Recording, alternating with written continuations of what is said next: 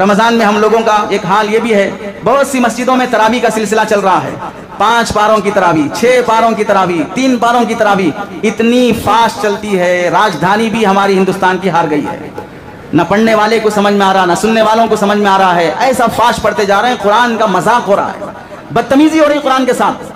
اللہ کے نبی نے جتنا صاف صاف پڑھا، امت اتنی شارٹ ٹائم پہ سننا چاہتی ہے اور اتنا ٹائٹ ٹائم لے کے آ رہی ہے مسجدوں کو، کہاں جلدی تراویح ختم ہوتی وہاں جا کے سنیں گے، کہاں جلدی فاسٹ پڑھتا امام صاحب وہاں جا کے سنیں گے، ایسی جگہ پر امام صاحب کیا پڑھ رہا ہے، کون سا پارا پڑھ رہا ہے، شروع کا سورہ فاتحہ ایسا پڑھو گیا کہ باپ کی میت پہ فاتحہ پڑھ رہے ہیں اور پھر آگے ایسا fast. Don't forget to like, comment, share and subscribe.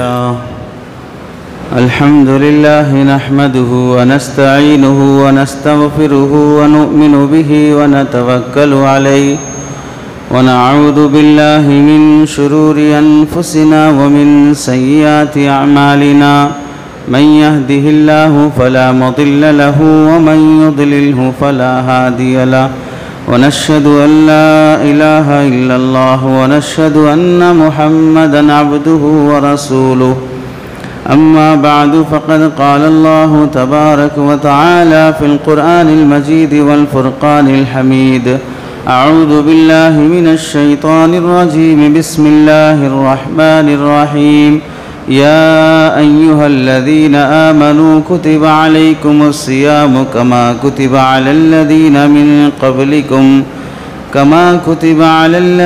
من قبلكم لعلكم تتقون وقال النبي صلى الله عليه وسلم صيام رمضان إلى رمضان كفارة لما بينهما أو كما قال النبي صلى الله عليه وسلم اللهم صل على سيدنا محمد وعلى آل سيدنا محمد وبارك وسلم اللهم صل على سيدنا محمد وعلى آل سيدنا محمد وبارك وسلم اللهم صل على سيدنا محمد وعلى آل سيدنا محمد وبارك وسلم۔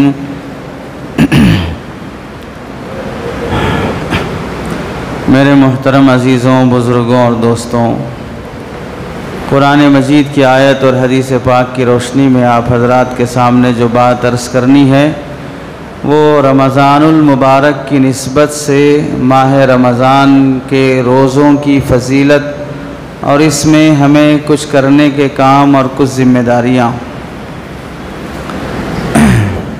قرآن مجید میں اللہ رب العزت ارشاد فرماتے ہیں یا ایھا الذین آمنوا، اے ایمان والوں۔ ایمان والوں کا مطلب ہوتا ہے اے وہ لوگوں جو بات مانتے ہیں، جو سنتے ہیں، عمل کرنے کے جذبے سے آتے ہیں۔ فرما بردار انسان کو ایمان والا کہا جاتا ہے، نافرمانی کرنے والے کو ایمان والا نہیں کہا جاتا۔ اللہ کی ماننے والا، آمنا ایمان لانا یعنی اللہ کی ماننا، تو اللہ فرماتے ہیں تم تو ماننے والے لوگ ہو، ماننے والے بندوں سے میں بولنا چاہ رہا ہوں، میری تمہارے بارے میں یہ امید، یہ توقع ہے کہ تم نافرمان نہیں ہو، روگردانی کرنے والے نہیں ہو۔ تو اللہ بڑے پیار سے فرماتے ہیں اے ماننے والے بندوں، کتب علیکم الصیام، تم پر روزے فرض کر دیے گئے، کما کتب علی الذین من قبلکم، جیسے تم سے پہلے لوگوں پر روزے فرض کر دیے گئے تھے، لعلکم تتقون، اس امید پر شاید تمہارے اندر تقوی پیدا ہو جائے، اللہ سے ڈر کر جینے والے بن جاؤ، اس لیے روزے فرض کیے گئے ہیں۔ اس آیت کے تحت میں حضرت مولانا منظور نعمانی صاحب رحمۃ اللہ علیہ جو ہندوستان کے بڑے عالم دین گزرے ہیں، انہوں نے امام غزالی رحمۃ اللہ علیہ کے حوالے سے لکھا ہے کہ اللہ تعالیٰ نے انسان مسلمانوں پر روزے فرض فرمانے کی حکمت کیا ہے، کیوں اللہ روزے فرض فرمائے ہیں، تو اس کی بہت عجیب حکمت لکھی ہے اور ہم سب کو سمجھنے کے قابل ہے۔ اللہ تعالیٰ نے دنیا کے اندر 3 بڑی بڑی مخلوقات پیدا فرمائے ہیں، ایک فرشتے ہیں، دوسرے حیوانات ہیں، جنگل کے درندے ہیں، تیسرے اللہ تعالیٰ نے انسانوں کو پیدا فرمایا ہے۔ ان تین بڑی بڑی مخلوقات میں اللہ تعالیٰ نے جینے کا نظام اور سسٹم بہت الگ رکھا ہے۔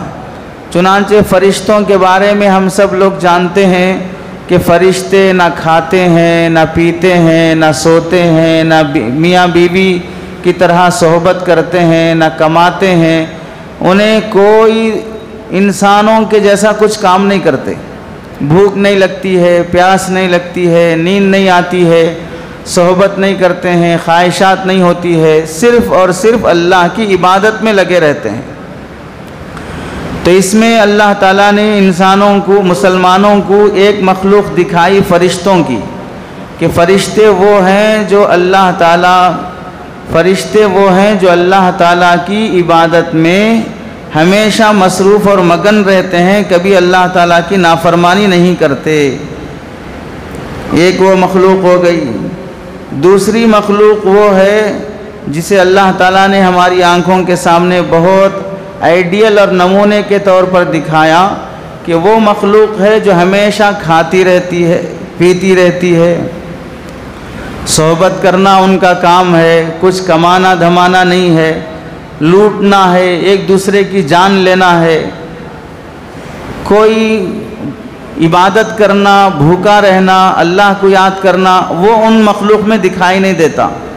جنگل کے جتنے جانور ہیں، جتنے حیوانات ہیں، جتنے درندے ہیں، یہ درندے اللہ کا ذکر کرتے ہیں اپنی زبان میں، لیکن انسانوں کی طرح نماز پڑھ رہے ہیں، روزہ رکھ رہے ہیں، قرآن پڑھ رہے ہیں، حج کر رہے ہیں، ایسی عبادتیں ان پر اللہ نے نہیں رکھی ہیں، اور فرشتوں کی طرح بالکل پاک بھی نہیں ہیں کہ بھوک بھی نہیں لگتی، پیاس بھی نہیں لگتی، سوتے بھی نہیں ہیں، بلکہ فرشتوں کی بالکل اپوزٹ ہیں۔ فرشتے کبھی کھاتے نہیں، جنگل کے درندے کھاتے ہی رہتے ہیں، یہ پیتے نہیں، وہ پیتے ہی رہتے ہیں۔ فرشتے سوتے نہیں، بعض مخلوق تو ان میں سونے والی ہی رہتی ہے۔ فرشتے کبھی کسی کا لوٹنا، چھیننا، جھپٹنا کچھ نہیں کرتے، جنگل کے درندے تو ہمیشہ ایک دوسرے کا لوٹنا، ایک دوسرے پہ حملہ کرنا، ایک دوسرے کا کھانا، ایک دوسرے کی جان لے کر ہی زندہ رہتے ہیں بہت سے درندے۔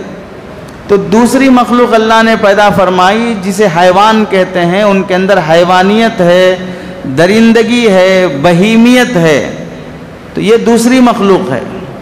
ان دو مخلوقوں کے درمیان میں اللہ نے انسان کو پیدا کیا ہے۔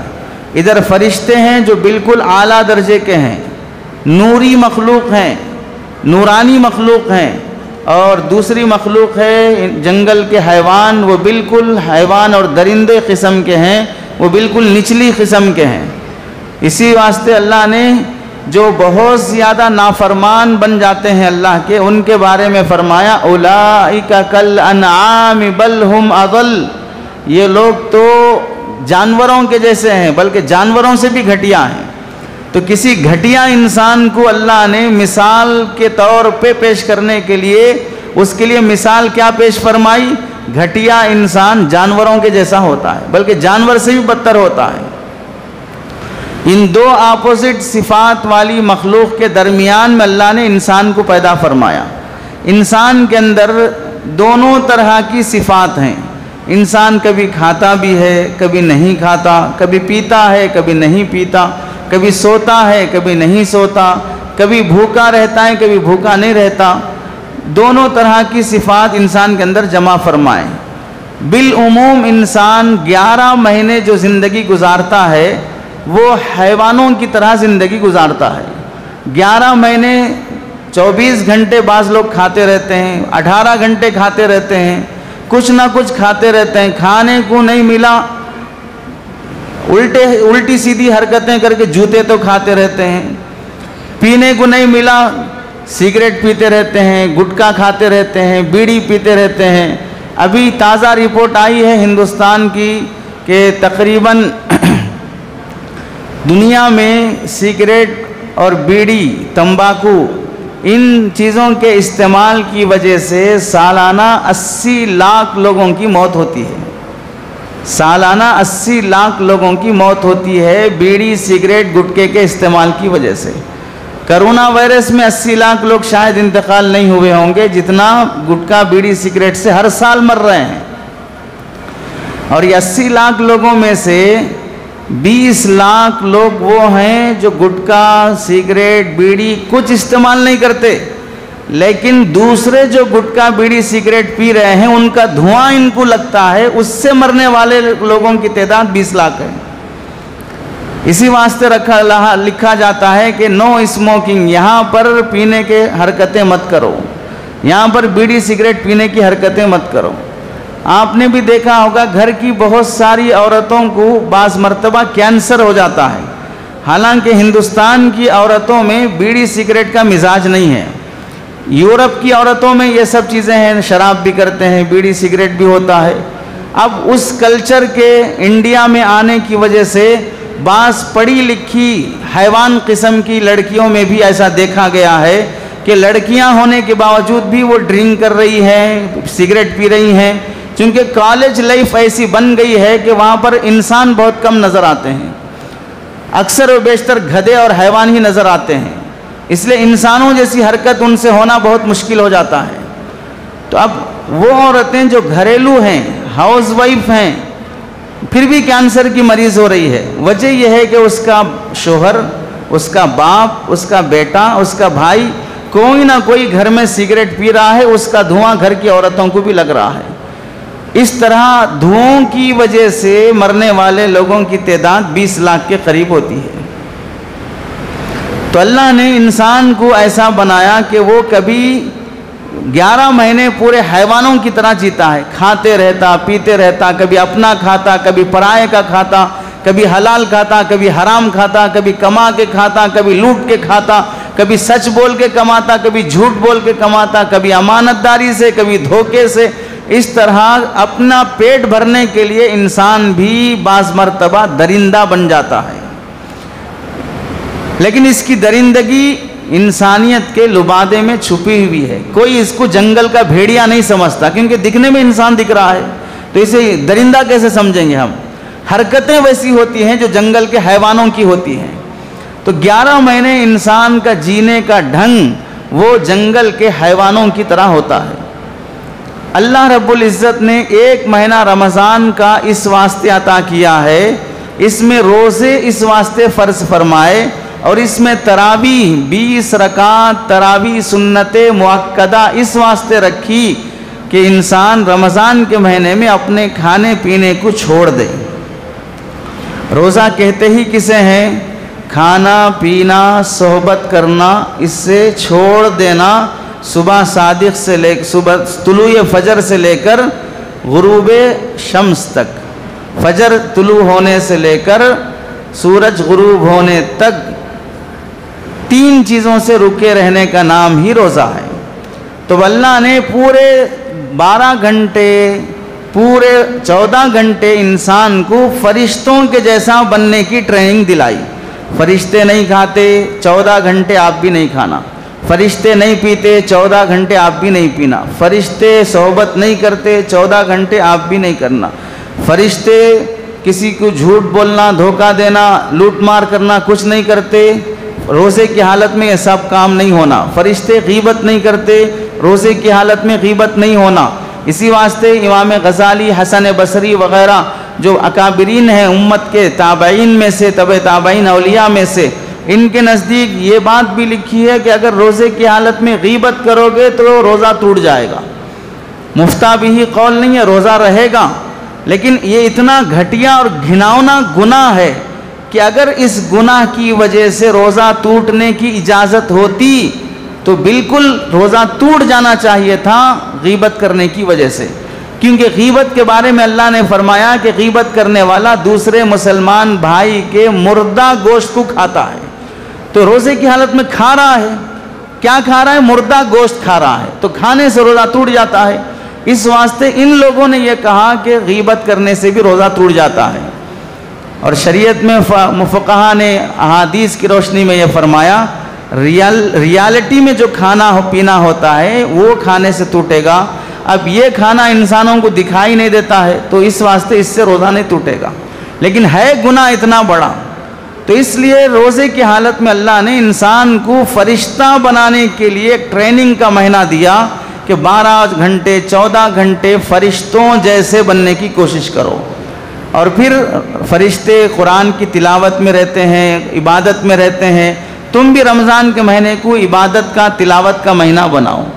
تو اللہ نے روزے فرض فرمائے ہیں انسان کو بہیمیت، حیوانیت، درندگی سے نکال کر فرشتوں جیسا بنانے کی خاطر، بہیمیت کی صفت نکال کر ملکوتیت کی صفت انسان کے اندر پیدا کرنے کے لیے اللہ نے انسان پر 1 مہینے کے روزے فرض کیے۔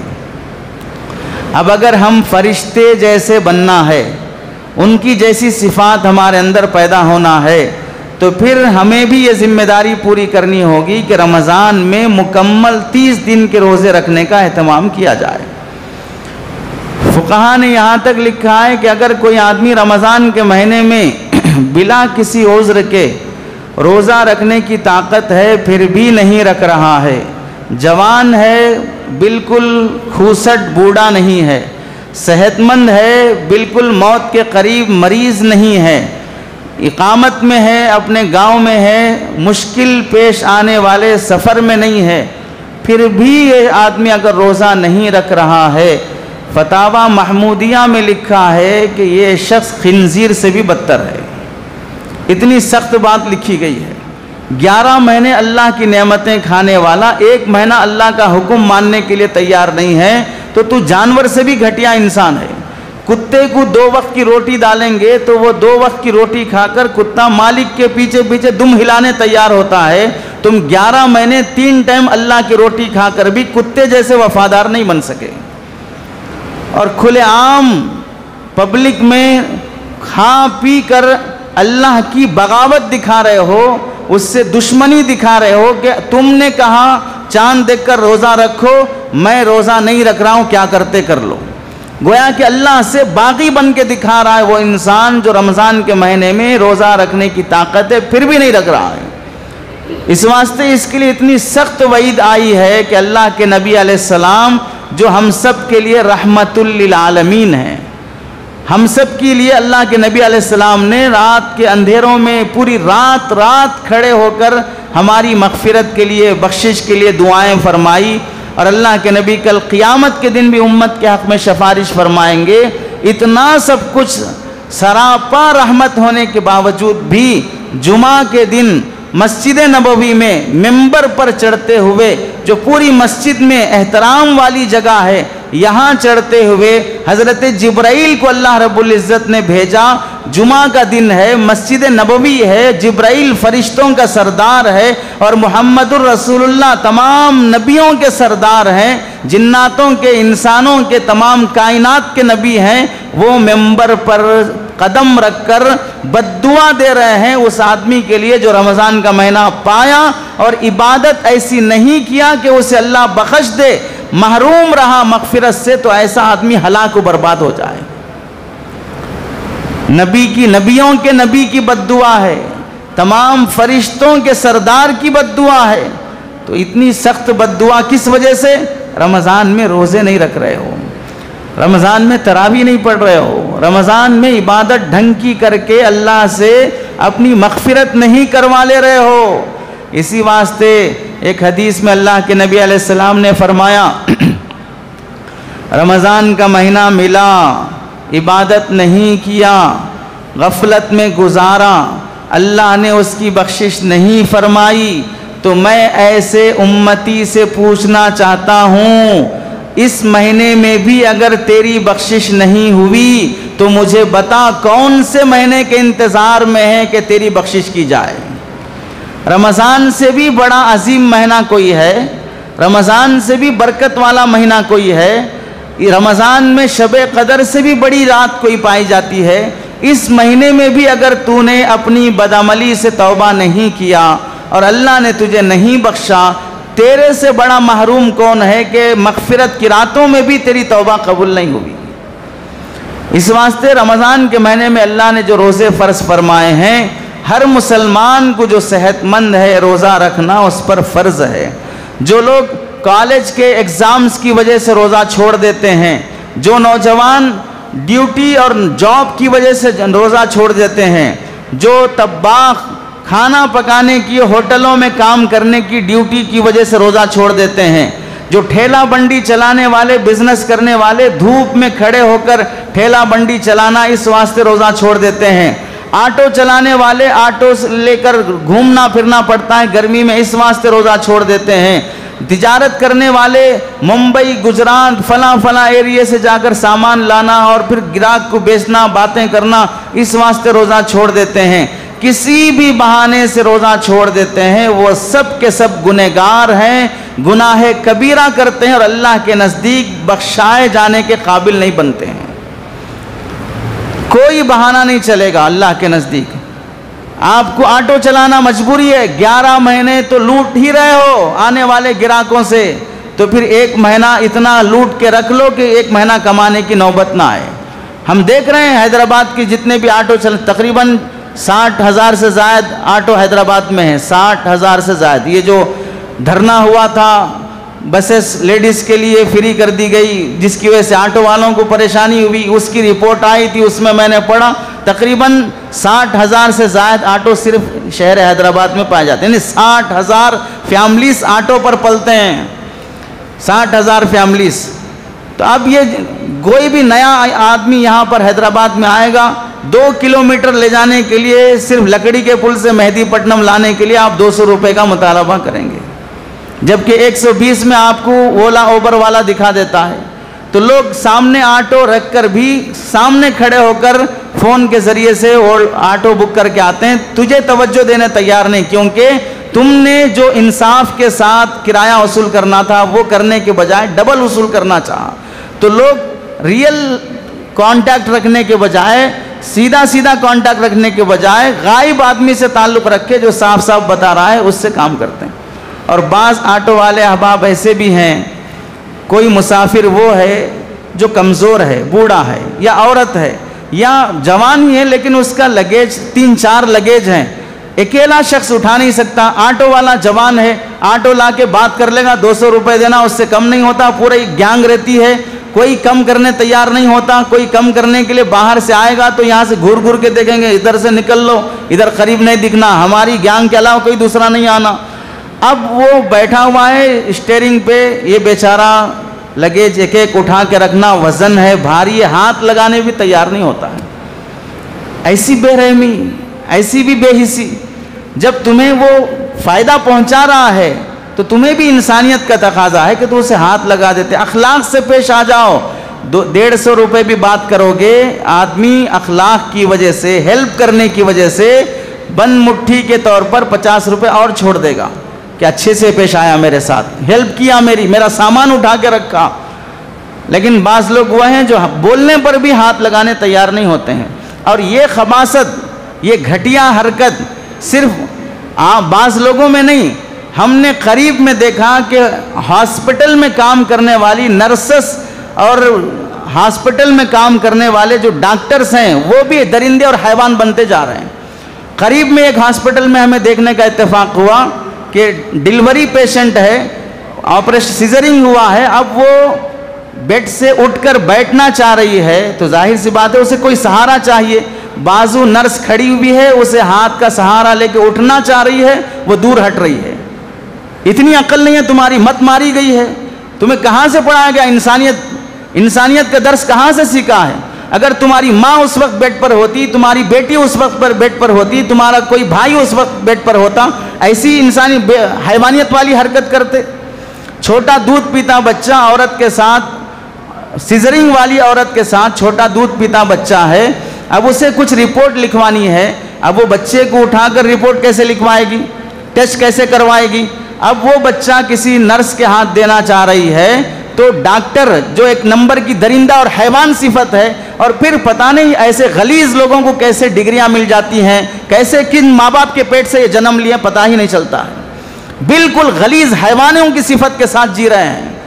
صاف بول رہی ہے بے شرمی کے ساتھ، کسی کو لا لینا تھا بچے کو اٹھانے کے لیے، ہم تھوڑی تمہارے نوکر ہیں تمہارے بچے کو لینے کے لیے۔ اتنا حرام کا لوٹ کے کھا رہے ہو کہ نسل کی نسل پل سکتی ہے اس حرام سے، لیکن انسانیت ایک پیسے کی دکھانے کے لیے تیار نہیں ہوتے ہیں۔ اس واسطے اسلام بدنام ہو رہا ہے مسلمانوں کی غلیظ حرکتوں کی وجہ سے۔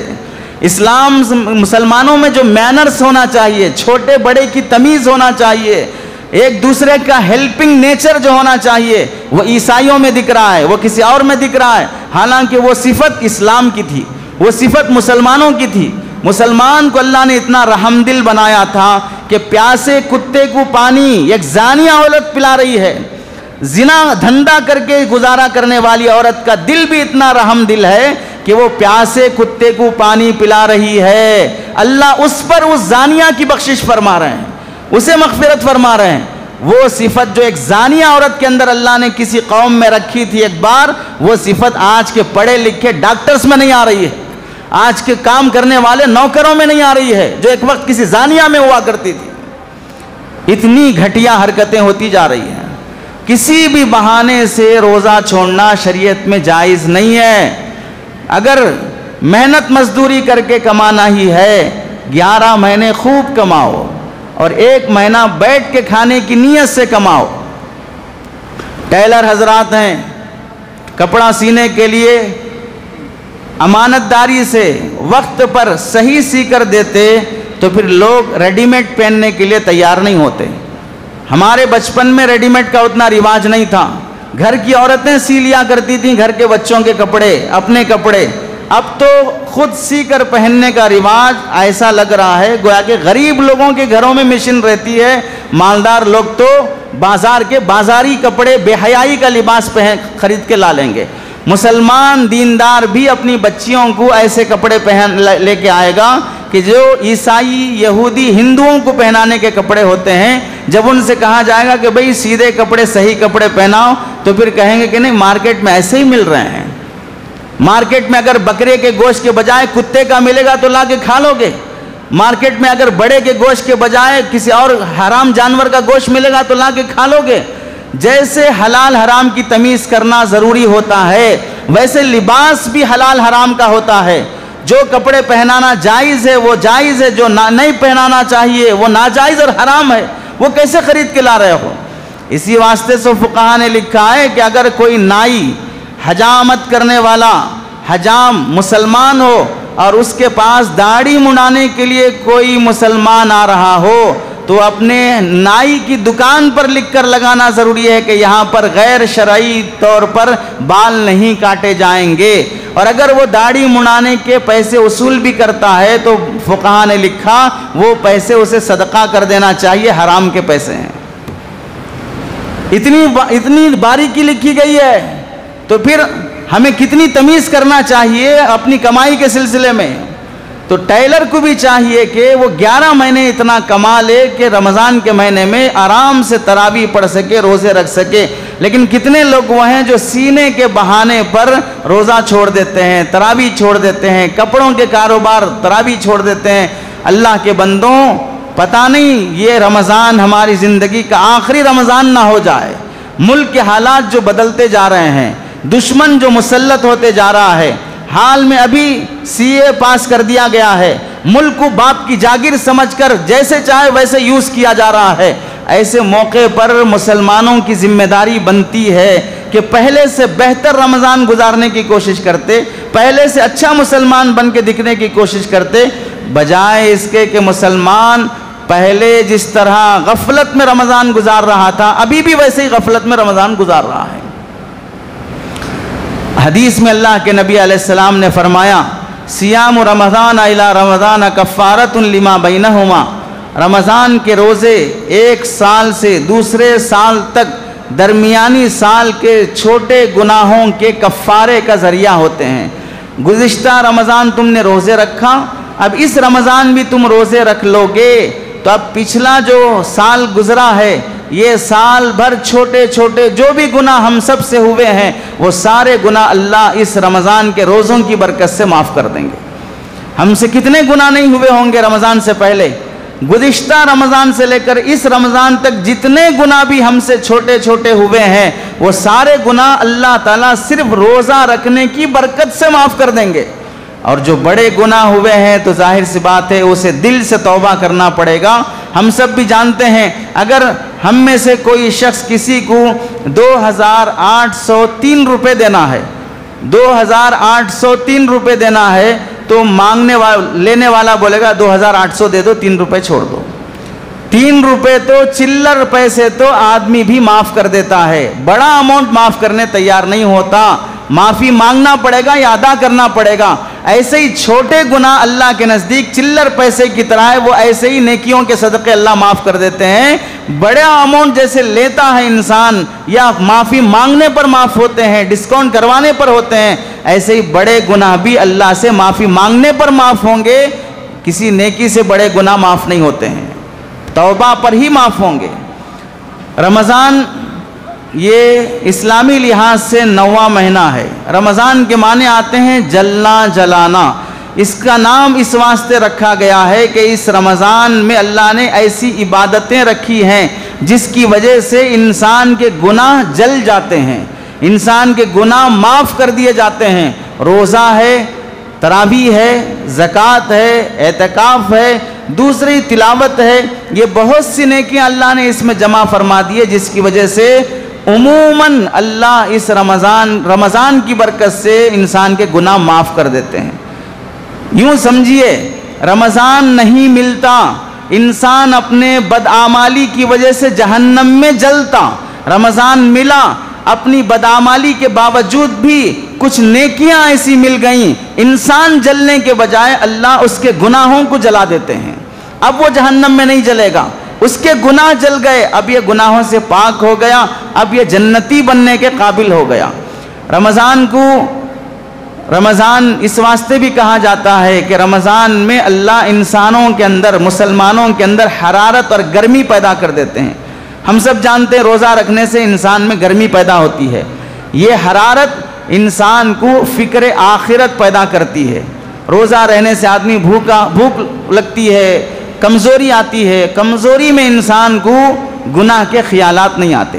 کھا پی کر مست بالکل سانڈ کی طرح رہے گا تو پھر آدمی کسی کو چھیڑنا، کسی کو لوٹنا، کسی کو گالی دینا، کسی کو لڑنا، یہ سب خیالات آئیں گے۔ اگر اس سانڈ کو 10 دن گھاس نہ ڈالا جائے تو پھر وہ بہت پتلی گلی سے آہستہ آہستہ شریف جیسے حاجی صاحب کسی خاموشی کے ساتھ نکل جاتے ہیں، ویسے وہ بھی نکلنے کی کوشش کرے گا شریف انسان کی طرح۔ بالکل اسی طرح اللہ تعالیٰ ہمارا نفس جو 11 مہینے کھا کر سانڈ کی طرح ہو چکا ہے، روزہ رکھنے کی وجہ سے اب برے خیالات، گندی باتیں، گندی سوچ، یہ سب چیزیں انسان کے اندر سے کم ہونا شروع ہو جاتی ہیں روزے کی برکت سے۔ آیت میں آگے اللہ نے فرمایا روزے اس واسطے فرض کیے گئے ہیں تاکہ تمہارے اندر تقوی پیدا ہو جائے۔ تقوی کسے کہتے ہیں؟ اللہ سے ڈر کر جینے کا نام ہے۔ CCTV کیمرے لگے ہوئے ہیں، اس واسطے چھچوری حرکتیں نہیں کرتا ہے انسان کہ مجھے کیمروں میں دیکھا جا رہا ہے۔ اللہ نے یہ کیمرے پیدا ہونے سے 1400 سال پہلے، بلکہ جب سے دنیا بنائی اس وقت سے 2 CCTV کیمرے انسان کے کندھے پہ لگا کے رکھے ہیں۔ تم کیا کیا کر رہے ہو پورا ان کیمروں میں نوٹ ہو رہا ہے۔ ان کیمروں میں تمہارا بولنا، چلنا، صحبت کرنا، تنہائی میں فلمیں دیکھنا، گانے سننا، سب ان CCTV کیمروں میں رکھا ہوا ہے۔ اسی واسطے ایک حدیث میں اللہ کے نبی نے فرمایا اگر تم میں سے کوئی آدمی اپنی بیوی سے صحبت کر رہا ہو اس ٹائم پر بھی پورے ننگے ہو کر صحبت نہ کرو، ان فرشتوں سے حیا کرو۔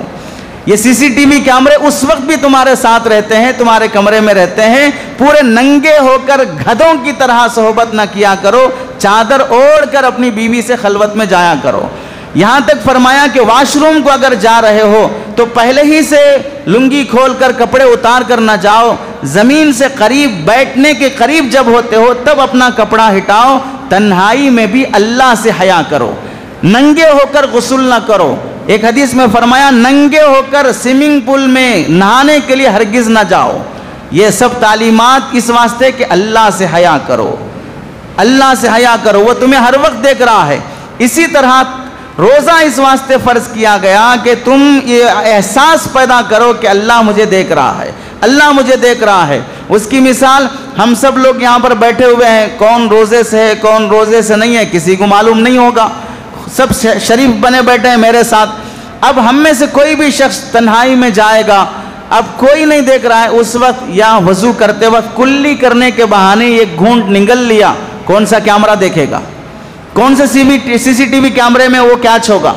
کوئی نہیں دیکھے گا. بیڈ روم میں جا کر کھا لیا پی لیا, کون دیکھے گا؟ لیکن پھر بھی ہم میں سے وہ انسان جو 11 مہینے کا گنہگار ہوگا, پھر بھی وہ وضو احتیاط سے کرے گا. غلطی سے اگر جانے کا احساس بھی ہو گیا, فوراً مفتی صاحب سے پوچھے گا, وضو کرتے ہوئے غلطی سے اگر ایک خطرہ بھی چلا گیا تو روزہ رہے گا یا ٹوٹ جائے گا. اتنا ڈر تقویٰ پیدا ہو جاتا ہے. اگر کوئی آدمی مکہ مکرمہ مدینہ منورہ سے زمزم کا پانی مدینے کے کھجور لا کر دے اور وہ کہے کہ میرے سامنے ایک کھجور کھا لو اور زمزم پی لو, برکت کے کھجور ہیں, برکت کا پانی ہے, دنیا میں زمزم کا مقابلہ کرنے والا کوئی پانی نہیں ہے, اجوا کھجور کا مقابلہ کرنے والا کوئی غذا نہیں ہے, کھا لو. پھر بھی کہے گا نہیں میں روزے سے ہوں, افطار میں کھاؤں گا, اب نہیں کھاؤں گا. مدینے کا کھجور کھانے تیار نہیں, مائے زمزم پینے تیار نہیں, اکیلے میں بھی سخت پیاس گرمی بھوک میں بھی ایک قطرہ نگلنے تیار نہیں ہے. اتنا ڈر تمہارے اندر روزے کے بارے میں اللہ سے پیدا ہوا تو اللہ فرماتے ہیں کہ رمضان گزرنے کے بعد رمضان کے مہینے میں زمزم کا پانی نہیں پینے والا شراب کیسے پی رہا ہے, کھجور نہیں کھانے والا مدینے کا سود اور مٹی کیسے کھا رہا ہے, اپنی بیوی کو ہاتھ نہیں لگانے والا شہوت سے دوسری عورتوں کے ساتھ کیسے ناجائز تعلقات رکھ رہا ہے, اپنے گھر کا کمائی کا کھانا پانی رمضان میں نہیں کھاتا ہے, تو رمضان گزرنے کے بعد جھوٹ دھوکہ سود مٹی لوٹ اور یہ سب کاموں سے کیسے کما کے کھا رہا ہے. وہی احساس اللہ پیدا کرنا چاہتے ہیں کہ رمضان میں تم نے حلال چھوڑا, رمضان گزرنے کے بعد حرام چھوڑنے کے قابل بن جاؤ. حلال چھوڑنے والا رمضان کے بعد حرام سے کیوں توبہ نہیں کرتا ہے؟ تو روزے کا اصل مقصد حلال چھڑوانا نہیں ہے, روزے کا اصل مقصد حرام چھڑوانا ہے. وہ ٹریننگ کے لیے اللہ نے 1 مہینہ تقویٰ پیدا کرنے کے خاطر روزہ رکھوایا کہ روزے میں جب تم حلال سے پرہیز کرتے رہے تو میرے بندوں رمضان کے بعد حرام سے بچنے والے بن جاؤ. یہ روزے کا مقصد ہے کہ بندہ اپنے اندر تقویٰ پیدا کر لے. اور رمضان کے فضائل میں علماء نے لکھا ہے کہ رمضان وہ مہینہ ہے جس میں اللہ نے قرآن مجید نازل فرمایا, بلکہ تمام آسمانی کتابیں اللہ نے رمضان کے مہینے میں نازل فرمائی ہیں.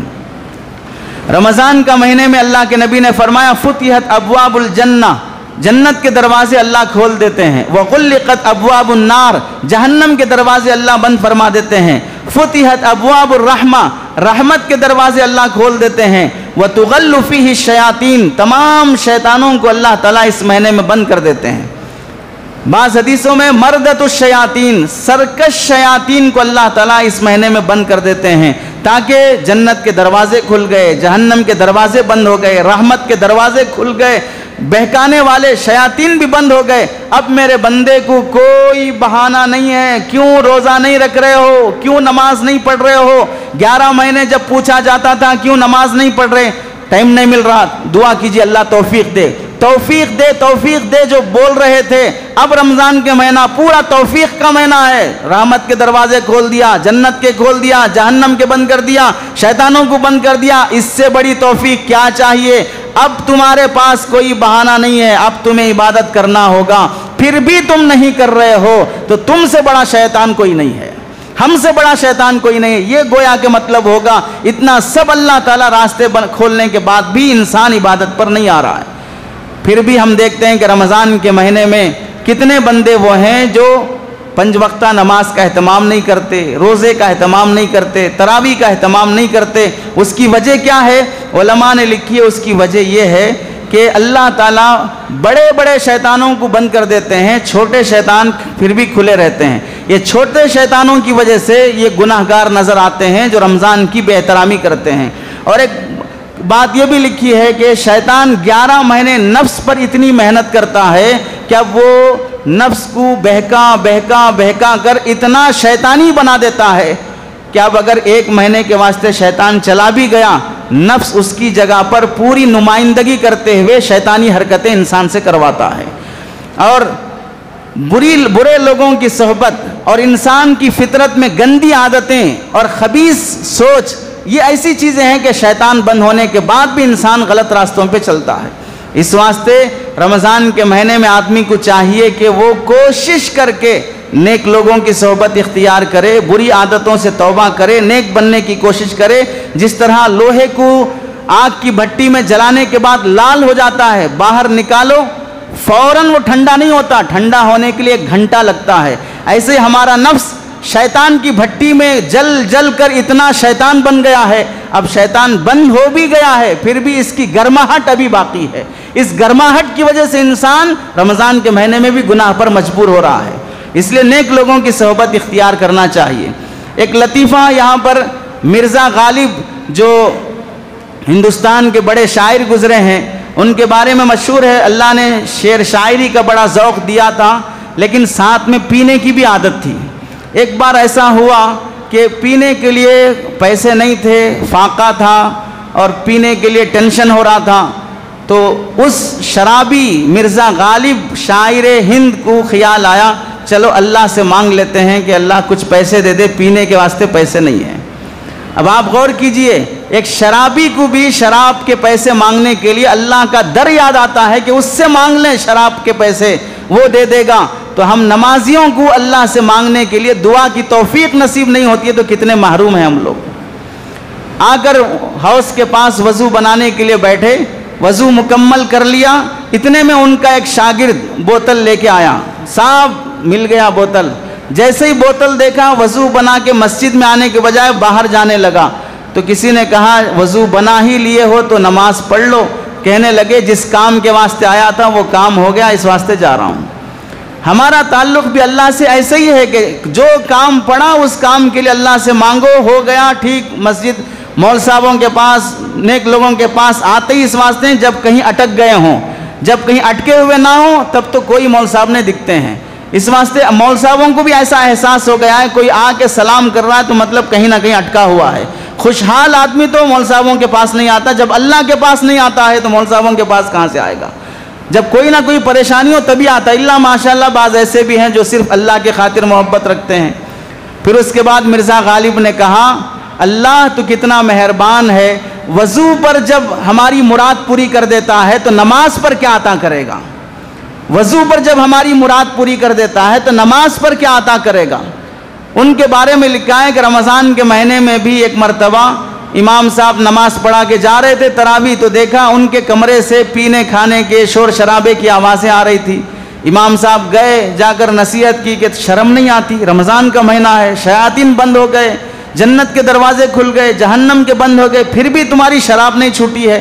ڈانٹنے تنبیہ کرنے لگے، تعلق تھا پرانا۔ تو مرزا غالب امام صاحب کی پوری باتیں سننے کے بعد ٹھنڈے دل سے کہا امام صاحب آپ نے جو فرمایا کہ رمضان کے مہینے میں شیاطین بند کر دیے جاتے ہیں، کیا کہوں، اللہ تعالیٰ جن شیطانوں کو رمضان کے مہینے میں بند کرنے کے لیے جو کمرہ چنے ہیں وہ کمرہ میرا ہی ہے، وہ سارے شیاطین اللہ میرے ہی کمرے میں بند کیے ہیں، اس واسطے رمضان کے مہینے میں بھی یہ شیطانیت چل رہی ہے۔ تو اس واسطے رمضان کے مہینے میں اپنے کمرے کو مرزا غالب کا کمرہ مت بناؤ جہاں شیاطین بند کیے جاتے ہیں۔ رمضان کے مہینے میں تبدیلی دکھائیں اپنے اندر کہ ہم 11 مہینوں سے ہٹ کر ایک اچھے مسلمان بن گئے ہیں۔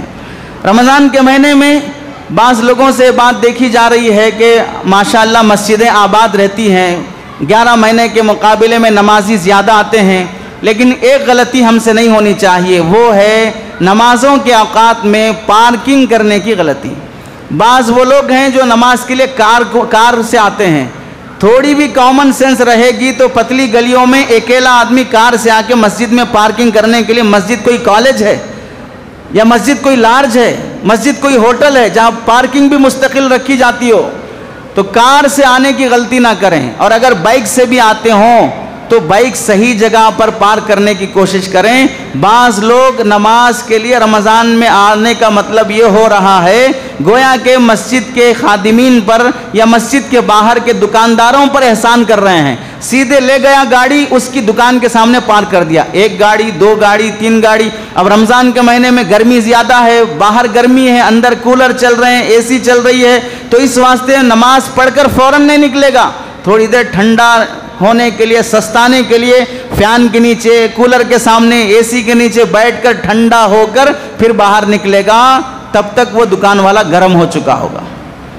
تم ٹھنڈے ہو کے نکل رہے، وہ گرم ہو چکا ہے۔ اب دونوں روزے داروں میں بحث ہو رہی ہے، دونوں میں جھگڑا ہو رہا ہے. کس وجہ سے؟ پارکنگ کی وجہ سے. کیوں اس کے دکان کے سامنے پارکنگ کیا؟ کسی گلی میں پارک کر کے آتے یا 5 منٹ پہلے چل کے آ کر پیدل مسجد پہنچتے تاکہ دوسرے دکانداروں کو تکلیف نہ ہو. اس واسطے پارکنگ کرنے کے سلسلے میں کوتاہی نہ کریں, دوسرے کو تکلیف نہ پہنچائیں. سڑک جام نہ کریں, دوسروں کے سامنے جہاں نو پارکنگ لکھا ہوا ہے ہم اپنی پوری شرافت دکھاتے وہیں جا کے پارک کرتے ہیں. کیسے لکھتے نو پارکنگ؟ میں بھی دکھاتا ہوں. یہ شرافت والی حرکتیں نہ کریں. رمضان کے مہینے میں ایذائے مسلم سے بچنا بہت ضروری ہے. حرام ہے ایذائے مسلم, کسی کو تکلیف پہنچانا. اور دوسری چیز, رمضان کے مہینے میں یہ بھی دیکھا گیا ہے گرمی کے روزوں کی وجہ سے جہاں کولر چلتا ہے لوگ بڑی شرافت سے وہیں آ کے کھڑنا چاہتے ہیں. جلدی جلدی آ رہے ہیں نماز کو. کیوں آ رہے ہیں صاحب؟ نماز میں پہلی صف میں بیٹھنے کی خاطر نہیں, کولر چھوٹ جاتا وہاں, اے سی چھوٹ جاتی, اس واسطے اے سی کے نیچے کھڑنا, کولر کے سامنے کھڑنا. اس واسطے بعض مرتبہ یہ بھی دیکھا گیا مسجدوں میں اے سی کولر کے سامنے کھڑے ہونے کے واسطے بھی دو نمازی آپس میں ایک دوسرے کو ٹھیل رہے ہیں. تو کل کھڑا نا, آج میں کھڑتا ہوں. چھوٹے بچوں کی طرح لڑ رہے ہیں اے سی اور کولر کے سامنے کھڑے ہونے کے لیے. اور تو اور اس سے بھی زیادہ گھٹیا واقعہ جو قریب میں ہم نے دیکھا کہ مسجد میں کولر نہیں لگائے, فین نہیں ڈالے, اس واسطے ایک شخص مسجد کے مؤذن یا مسجد کے خادم سے لڑنے مارنے جھگڑا کرنے پہ ہاتھ اٹھا کر اس کو مار رہا ہے کہ کولر نہیں لگائے. مسجد کسی کے باپ کا گھر ہے, مسجد کے خادمین کسی کے باپ کے نوکر ہیں. اگر ہمیں یہاں پر مسجد میں اللہ نے آنے کی توفیق دی, اس کا شکر ادا کرو. مالک بن دینار رحمت اللہ علیہ مسجد کی گیٹ پر کھڑے ہو جاتے, روتے رہتے, آدھا گھنٹہ گزر جاتا, آنسوں بہتے, اور پھر فرماتے اللہ میں کتنا سراپا ناپاک ہوں, پھر بھی تیرا کرم ہے کہ پاکیزہ گھر میں آنے کی توفیق دے رہا ہے. میری رات کی تنہائیاں کتنی گندی ہیں, پھر بھی پاکیزہ گھر میں آنے کی توفیق دے رہا ہے. ان گھروں میں آ کر صرف کولر اور پنکھے کے لیے کسی حافظ صاحب پہ ہاتھ اٹھا دینا, امام صاحب کو اول فول بک دینا, مسجد کے خادم پر درندگی دکھانا, یہ کتنی گھٹیا حرکت ہے. مسجد کی عظمت احترام ہے تو خود لاؤ, پنکھا لا کے رکھو, فین لا کے دو مسجد والوں کو, کولر لا کے دو, راحت کا انتظام دوسروں کے لیے کرو. لیکن اپنے لیے اس طرح کا جھگڑا کرنا, اللہ کے نبی نے فرمایا مسلمان نیکی کرنے کے بعد نیکی کی حفاظت نہیں کرتا. کیسے؟ جب جھگڑا کرتا ہے کوئی مسلمان تو اس کی نیکیاں ایسے ختم ہو جاتی ہیں جیسے حجام سر پر پانی ڈال کر جب اس طرح پھراتا ہے تو بال سر سے جیسے صاف ہو جاتے ہیں, ویسے نیکیاں مسلمان کی صاف ہو جاتی ہیں جھگڑا کرنے سے. اس واسطے رمضان کے مہینے میں ہرگز ان باتوں کی وجہ سے جھگڑا نہ کرو. رمضان کے مہینے میں ہم لوگوں نے ایک عادت یہ بھی بنا لی ہے کہ سونے کو ایک بڑی عبادت سمجھ لیا. سحری کے لیے کیا اٹھا, وہ کھایا بھی اتنا ٹکا کر سحری میں. ایک صاحب نے لکھا ایک تھال, بہت بڑا تھال رکھا ہوا ہے, پورا کھا لیا, پیٹ اوپر آ گیا, اب اٹھنا بھاری پڑ گیا, نماز کے لیے نہیں چل سکتا, وہیں لیٹ گیا اور لکھا بازو بچ گیا تو اٹھا لو, نہیں بچا تو دفنا دو. اتنا کھایا جاتا ہے سحری میں. روزہ اس واسطے رکھنا ہے ہمیں بھوک کا احساس ہو. مجھے آپ کے سامنے بولتے ہوئے مجھے پیاس کا احساس ہو رہا ہے, مجھے بھوک کا احساس ہو رہا ہے, مجھے محسوس ہو رہا ہے کہ میں روزے سے ہوں. یہ احساس ہر مسلمان میں ہونا چاہیے کہ میں آج بھوکا ہوں, مجھے میرا روزہ لگ رہا ہے, یہ احساس ہونا چاہیے. اگر کوئی ایسا ہے کہ روزہ لگ ہی نہیں رہا ہے تو پھر مطلب ہے کہ خوب کولیسٹرول چڑھا ہوا ہے, خوب کولیسٹرول چڑھا ہوا ہے, اس واسطے روزے کا احساس بھی نہیں ہو رہا ہے. جیسے عرب کا اونٹ اتنا پانی پیتا ہے کہ جب جب پیاس لگے گی تو اندر ایک ٹینکی رکھ لیتا ہے, جب جب پیاس لگے گی تو ٹینکی میں سے معدے میں پہنچا لیتا ہے. تو ویسا ہمارے پیٹ پر بھی کولیسٹرول اتنا چڑھا ہوا ہے کہ اب بھوک کا احساس نہیں ہو رہا ہے. کم کھاؤ تاکہ آدمی دبلا ہو, رمضان میں 2-3 کلو کم ہو, وزن اترے, احساس دکھے. گھر والی بولے رمضان میں تھوڑا کمزور ہو گئے جیسا دکھ رہا ہے آپ, اتنا تو پیدا کر لو اپنے اندر کم از کم.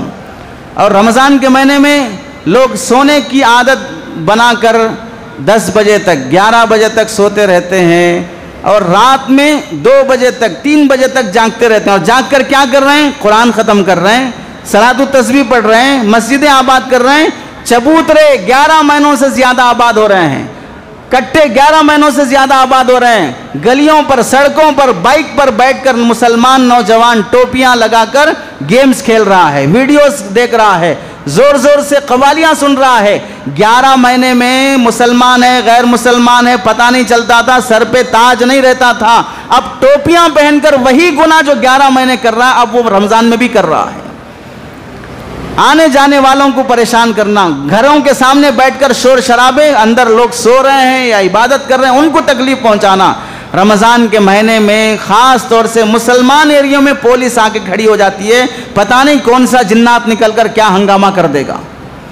ये मंजर पैदा कर दिया है मुसलमान रातों में जाग कर मोबाइल का, वीडियो गेम का और यूट्यूब का गलत इस्तेमाल करते हुए, और सुबह देर तक सोते रहते हैं।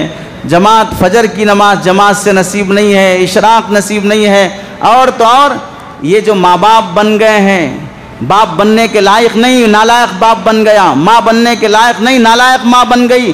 अब हाल ये हो गया कि बच्चों के स्कूल्स चल रहे हैं, हमें काम धंधा नहीं है, सो जाओ 12 बजे तक, 11 बजे तक, लेकिन बच्चों का स्कूल है, उन्हें पढ़ना है, उनका फ्यूचर है, अपने साथ बच्चों को भी सुला लिया, 11 बजे तक बच्चे सो रहे हैं। स्कूलों का हाल यह है कि गैरों के बच्चे स्कूल में पूरी पाबंदी के साथ आ रहे हैं। रमज़ान में सोने के बहाने मुसलमान अपने बच्चों को स्कूल की तालीम से महरूम कर रहा है।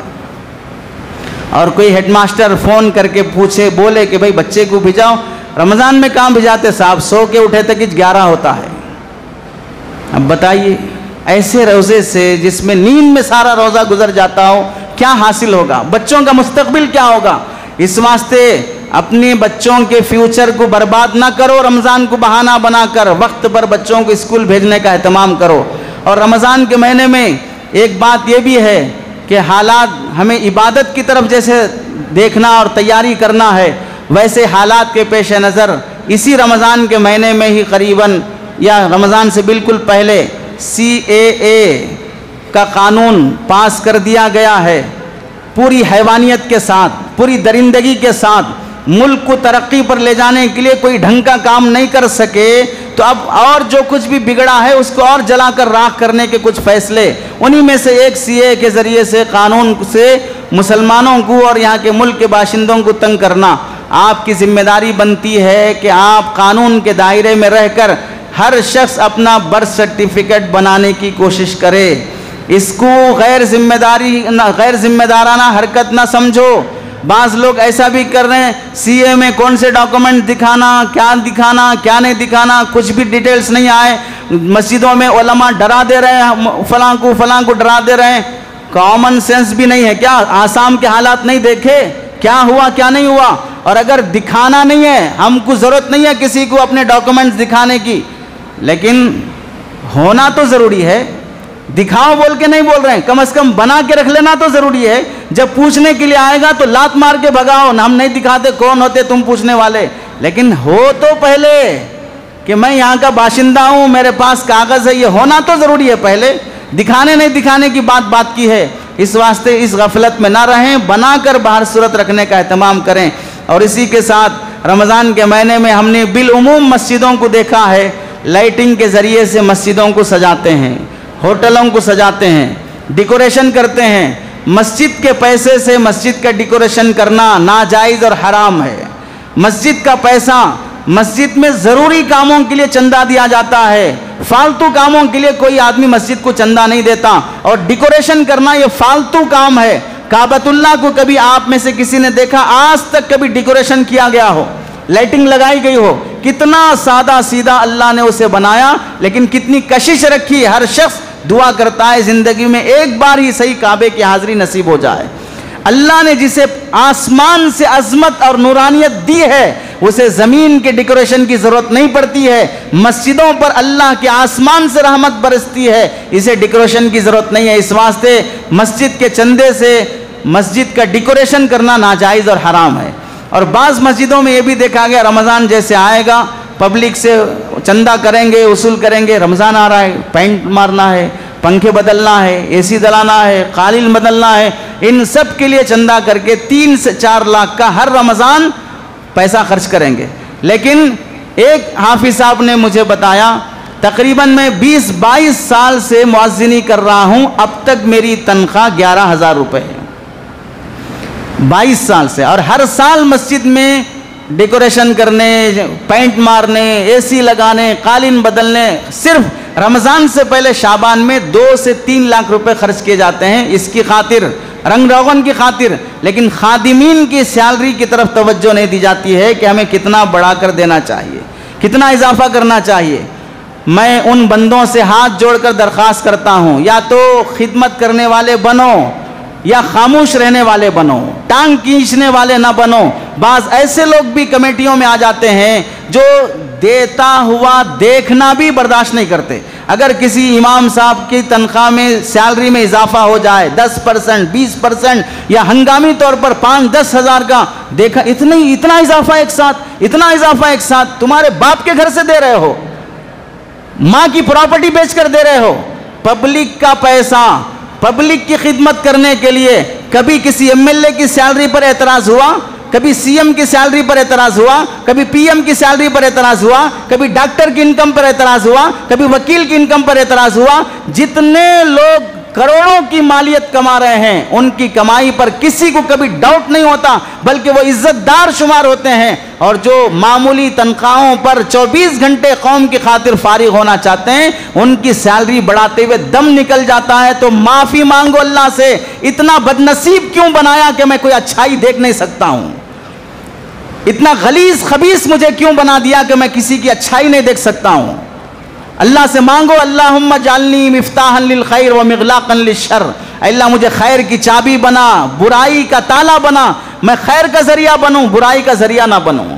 اس واسطے رمضان کے مہینے میں جہاں مسجدوں کی خدمت کرنا چاہیے وہاں مسجدوں کی خادموں کی خدمت بھی بہت بڑی ذمہ داری ہے. اور آخری بات رمضان کے متعلق یہ ہے، سحری کے متعلق بہت سے لوگ جو، بلکہ سب مسلمان سحری کرتے ہیں، سحری کرنا سنت ہے، سحری چھوڑنا سنت چھوڑنا ہے، ثواب سے محروم ہو جانا ہے. سحری کرنے میں ایک بات یاد رکھو، عام طور سے سحری کے ٹائمنگ کے سلسلے میں بہت گڑبڑ ہوتی ہے. مثلا آج کی سحری کا وقت 5:03 یا 5:02، یہ آپ کے جو بھی کارڈ چھپے رہتے ہیں ان کارڈوں پر یہ ٹائم لکھا رہتا ہے. اور اذان جو دی جاتی ہے 5:25 پر، 5:26 پر، اور سحری ختم کر رہے ہیں 5:03 پر. 5:03 سے لے کر 20 منٹ تک یا 25 منٹ تک جو ٹائم فری جا رہا ہے، ہم سب شریف لوگوں کی جماعت یہ سمجھتی ہے کہ اذان تک سحری کا ٹائم رہتا ہے. مول صاحبہ سب مل کے ہمارے خلاف یہ فیصلہ کیے ہیں کہ 20 منٹ پہلے ان کا کھانا بند کرا دو، 20 منٹ پہلے ان کی سحری بند کرا دو. اس واسطے لوگ سمجھتے ہیں کہ اذان تک سحری کا ٹائم ہوتا ہے، اس واسطے تب تک مزے سے ہم کھا سکتے ہیں. روزے کو خطرے میں مت ڈالو، بھوکے رہ کر بھی ایک پیسے کا ثواب نہیں ملے گا. اس میں یاد رکھ لو، صحیح کھلی بات، 5:03 پر اگر آپ کا سیرن بج جاتا ہے، ٹائم 5:12-13 تک رہتا ہے. 10 منٹ پہلے ہم سحری بند کروا دیتے ہیں، سیرن بجوا دیتے ہیں. کیوں؟ تاکہ آدمی 10 منٹ پہلے ہی رک جائے. یہ عقلی طور پر بھی صحیح ہے، اس واسطے کہ آپ اگر تیز رفتاری سے جا رہے ہو، کسی جگہ آپ کو رکنا ہے، سگنل پڑ رہا ہے، وہاں پہنچنے سے پہلے ہی آپ اپنی گاڑی سلو کر لیتے ہو اور آرام سے جا کر پہنچتے ہو. دھڑام سے آ کر اگر بریک لگاؤ گے تو گاڑی روڈ پر رہے گی، تم ہاسپٹل میں رہو گے. یہ انسانی قانون ہے. تو ایسے ہی سحری میں بھی آدمی جب جلدی ٹائم ہو رہا بول کے کھاتے رہتا ہے تو یہ بھی 100 کی سپیڈ پہ چل رہا ہے. اب اگر اس کو 10 منٹ پہلے بریک نہیں لگایا جائے گا تو پھر یہ بھی ایسے ہی رکے گا کہ اس کا آخری نوالا فجر کے ٹائم پہ ہوگا، جبکہ صبح کا ٹائم شروع ہو چکا ہے. اس لیے 10 منٹ پہلے بند کرا دیا جاتا ہے. اگر کوئی آدمی سحری کا ٹائم 5:03 پر ختم ہو رہا ہے، 5:03 پر اٹھا، اب اسے کھانا ہے کچھ، تو اس کے لیے ابھی بھی ایک 5 منٹ ٹائم ہے، فوراً کلی کر لو، مسواک کرو اور 2-4 نوالے کھا لو یا دودھ کا ایک گلاس پی لو تاکہ سنت ادا ہو جائے اور روزہ شروع ہو جائے. لیکن 5:03 کے بعد 5:13 بج گئے، 13:14 کا 2 سیکنڈ بھی شروع ہو گیا، اس وقت اگر کوئی سحری کا ایک نوالا بھی اندر لے گا اس کا روزہ نہیں ہوگا۔ 14 لگ گئے، فجر کا ٹائم شروع ہو گیا، فجر کا ٹائم شروع ہونے کے بعد ایک نوالا بھی کھاؤ گے تو وہ روزہ نہیں ہوگا، سحری نہیں ہوگی، وہ صبح کا ناشتہ ہوگا۔ اب کھانا بند کرنے کی ضرورت نہیں ہے، مزے سے کھاتے رہو، فجر بھی ہو جائے، اشراق بھی ہو جائے۔ یہ جو 20 منٹ کا درمیان میں وقفہ رکھا جاتا ہے اس میں سمجھو 10 منٹ سحری کے ہوتے ہیں، ادھر 10 منٹ فجر کے ہوتے ہیں۔ فجر کا ٹائم ہونے کے 10 منٹ کے بعد اذان دی جاتی ہے، ادھر سحری 10 منٹ پہلے بند کر دی جاتی ہے، تو وہ 20 منٹ جو بیچ میں ہیں 10 منٹ سحری کے ہیں، 10 منٹ فجر کے ہیں۔ اگر اذان تک سحری کا ٹائم سمجھو گے تو ہرگز روزہ نہیں ہوگا۔ اس بات کی احتیاط کے ساتھ کوشش یہ کرو 10 منٹ کھانا پہلے بند کر دینے سے ہمارا کوئی نقصان نہیں ہوتا، روزے خطرے میں نہ ڈالو۔ اور آخری بات یہ بھی ہے، رمضان میں ہم لوگوں کا ایک حال یہ بھی ہے، بہت سی مسجدوں میں تراویح کا سلسلہ چل رہا ہے، 5 پاروں کی تراویح، 6 پاروں کی تراویح، 3 پاروں کی تراویح، اتنی فاسٹ چلتی ہے، راجدھانی بھی ہماری ہندوستان کی ہار گئی ہے۔ نہ پڑھنے والے کو سمجھ میں آ رہا، نہ سننے والوں کو سمجھ میں آ رہا ہے، ایسا فاسٹ پڑھتے جا رہے ہیں، قرآن کا مذاق ہو رہا ہے، بدتمیزی ہو رہی قرآن کے ساتھ۔ اللہ کے نبی نے جتنا صاف صاف پڑھا، امت اتنی شارٹ ٹائم پہ سننا چاہتی ہے اور اتنا ٹائٹ ٹائم لے کے آ رہی ہے مسجدوں کو۔ کہاں جلدی تراویح ختم ہوتی وہاں جا کے سنیں گے، کہاں جلدی فاسٹ پڑھتے امام صاحب وہاں جا کے سنیں گے۔ ایسی جگہ پر امام صاحب کیا پڑھ رہا ہے، کون سا پارہ پڑھ رہا ہے، شروع کا سورہ فاتحہ ایسا پڑھو گیا کہ باپ کی میت پہ فاتحہ پڑھ رہے ہیں، اور پھر آگے ایسا فاسٹ بھاگو جیسا کہ حضرت اسرائیل سے ڈر کے بھاگ رہے ہیں۔ تو کوئی اس میں رعایت نہیں، نہ رکوع کی، نہ آیت کی، نہ وقف کرنے کی، نہ وقف لازم کی، کوئی رعایت نہیں، ایسا پڑھا جا رہا ہے۔ ایسے پڑھنے والوں پر اللہ کی لعنت برستی ہے۔ کیا اللہ کے نبی علیہ السلام نے ایسا فرمایا، ایسا کیا؟ صحابہ نے ایسا کیا کہ ایک ایک دن میں 5 پارے سن کے تراویح ختم کرو؟ اللہ کے بندوں سمجھو، 30 دن پورا مہینہ، 30 دن 20 رکعت تراویح پڑھنا سنت مؤکدہ ہے، چھوڑو گے تو گناہ ہوگا۔ تراویح رکعتیں پڑھنا 20 رکعت یہ سنت ہے، اگر آپ علم ترا سے بھی پڑھ لو گے سنت کا ثواب مل جائے گا، گنہگار نہیں ہوگے۔ قرآن ان 20 رکعت میں ختم کرنا یہ نفس سنت ہے، سنت مؤکدہ نہیں ہے۔ اگر کسی مسجد میں پورے مہینے میں پورا قرآن ختم نہیں ہوتا، صرف علم ترا سے پڑھا جاتا ہے، لیکن 20 دن تک مسلسل لوگ آرام سے پڑھ کے جاتے ہیں، وہ لوگ کامیاب ہیں۔ ان کے مقابلے میں جہاں پر 5 پارے پڑھایا، ختم کر دیا، مسجد پوری بھر گئی 5 پاروں کے لیے، جیسے ہی اس دن دعا ہو گئی گویا کہ ان لوگوں کا رمضان ختم ہو گیا۔ اب اس کے بعد مسجدوں میں صفیں خالی ہیں، تراویح پڑھنے والے بالکل گنے چنے نمازی ہیں، جو خاندانی مسلمان ہوتے ہیں وہی نمازی باقی رہ گئے۔ ایسا حال اگر رہے گا تو پھر رمضان میں تراویح سنت کرنے کا مقصد ہی کیا ہوا؟ قرآن پورا نہیں بھی سن سکے کوئی حرج نہیں ہے، 10 قرآن سننا کوئی سنت نہیں ہے، 2 قرآن سننا کوئی سنت نہیں ہے۔ تراویح 20 رکعت 30 دن تک مسلسل کنٹینیو پڑھنا یہ سنت مؤکدہ ہے، یہ چھوٹ جائے گا تو گناہ لازم آئے گا۔ اس واسطے 5 پارے 6 پارے کے چکر میں پڑھ کر تراویح کا مذاق نہ اڑاؤ۔ جہاں صاف صاف سکون سے پڑھا جاتا ہے ان کے پیچھے تراویح پڑھنے کی کوشش کریں۔ اللہ سے دعا ہے کہ اللہ عمل کی توفیق نصیب فرمائے۔ آمین۔ وآخر دعوانا الحمدللہ رب العالمین۔